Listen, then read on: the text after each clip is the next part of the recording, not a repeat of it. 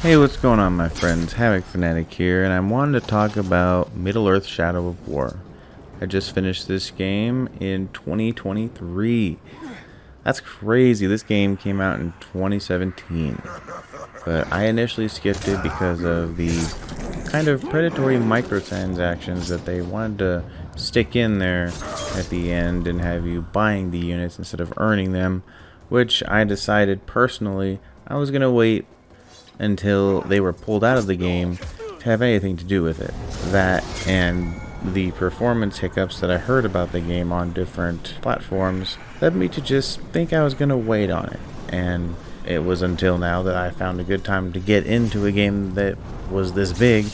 So here we are, and I'm happy to say that it was a great experience. I am happy I waited, and I'm happy that I came back and finished it also, because I think this is a good way to finish out these games if that's where they're going to end. Personally, after playing this one, I would absolutely be right there day one on the next one if they could steer away from microtransactions and release it working properly. But let's talk about Shadow of War that we have here. As the game is today, it is complete. It is almost glitch free and is a great experience.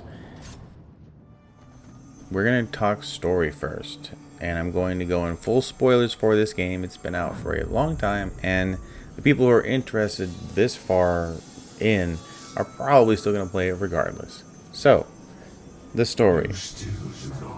I kind of wondered where it was going for a little bit, and the only thing that was really keeping me there was the gameplay itself and like the gameplay loop and what I knew what was coming, right? But after we got out of that initial little hump of just endless tutorial after tutorial and not wondering where the story is going, a big twist happens after the first segment and sends the rest of the game on its own story where it actually goes somewhere. Whereas the first game concentrated on Talion and Celebrimbor versus the enemy, this one was more Talion and Celebrimbor grow your army for whoever the enemy is. But they're building an army to cleanse Mordor in this game. And the whole game really has you feeling like you're building toward that. In the beginning, Talion and Celebrimbor are singular in their vision of starting an army and building it up, taking over fortresses and moving on until our force is big enough to take on Sauron to save Mordor. Well, that is the entire story arc of this game.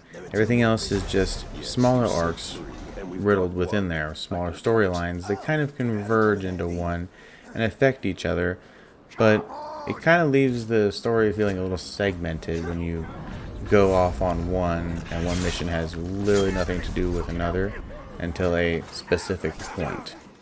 Felt a little weird that way, but it all came together pretty good at the end, I think. Now, as that split happens that we talked about earlier, at the end of this game, Talion and Celebrimbor split, and I personally think that is the best part of this game. I think that was a wise choice considering what they wanted to do with Talion's character, and that was my most unexpected part of this game, and what I eventually view as my favorite part of this game is the necromancer Talion thing that happens at the end.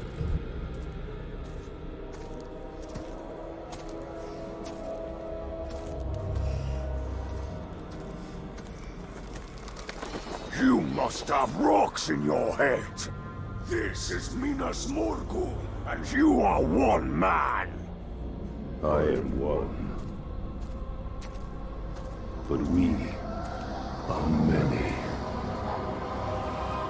Talion becomes part ring wraith and can now bring back orcs from the dead, and this part of the game feels wonderful to play. It feels like you've just opened up something else, right? Everything is different now, because now even when you're going, even when you're battling people, you're not dominating anymore. You're just killing these things, and every now and again one just raises up.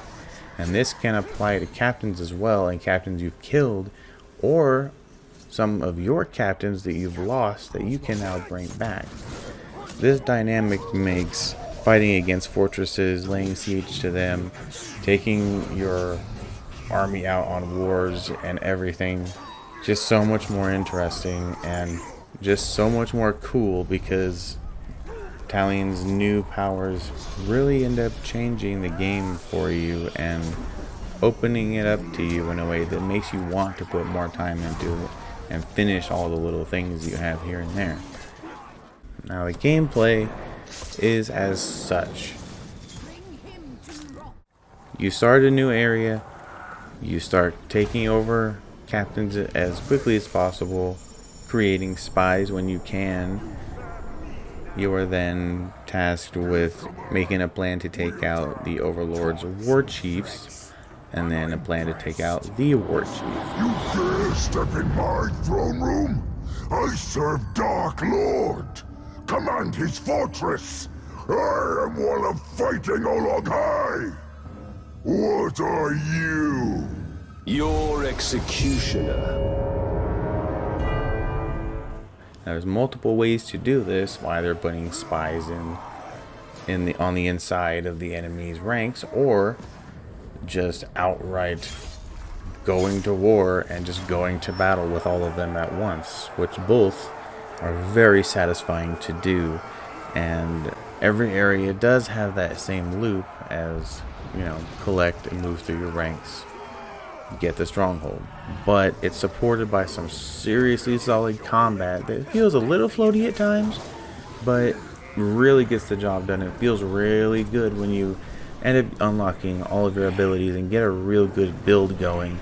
You really do feel unstoppable, and your payoff for going through the time to craft a build in this is well worth your time, because you will see results immediately when you are putting on new power-ups or slotting new gems or what have you. These aren't incremental little level ups, they're meaningful changes to your character and meaningful changes to your build, and it made it really fun to play just constantly. Your powers with Celebrimbor make you feel like a hyper-violent Lord of the Rings superhero, and it is fantastic.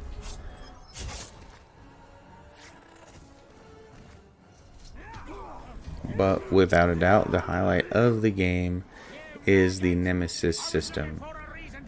This system is basically put in place to make each encounter with every orc, urukai, or what have you feel unique. Every one of them will remember who you are. Remember what you did to them, what you did to their brothers, what you did to their friends, and they will ultimately form a kind of relationship with you based upon what you've done. Some will cheat death to come back to ambush you. You cleaved me in two. Any other orc would have died, but I survived. More than that, I thrived. My brothers put me back together, stronger than ever. But they didn't make me into what I am. You did. You created the machine. Some will just outright betray you in your army just because you aren't leading them well enough.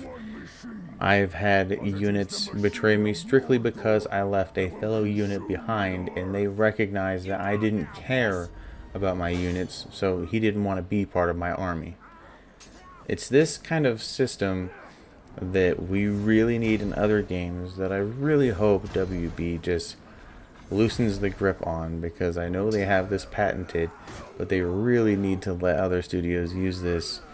And I really think it would just be for the benefit of everyone, because this made so many encounters so much more dynamic and so much more personal.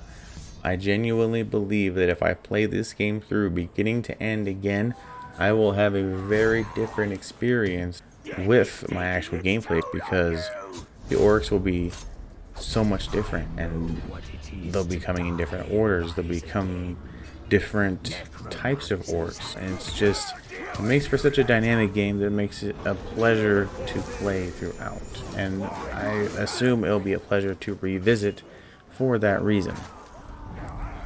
I'm happy to say that this one is one that I will actually keep on my computer until I've pretty much done everything.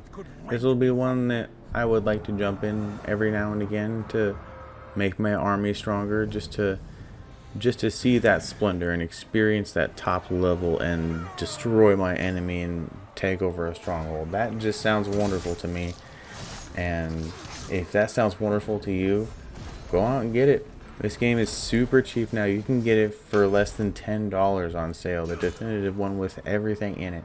And that is an absolute steal with how much game there is here to be played. Thanks for listening to me ramble on about Shadow of War. If you enjoyed the video, give it a like. If you would like to see more from me or hear more from me, subscribe to the channel to get notifications on my next video. Until then, I'll talk to you guys later. Peace. We will take this fight to the heart of Mordor, and he will learn the true power of the Bright Lord!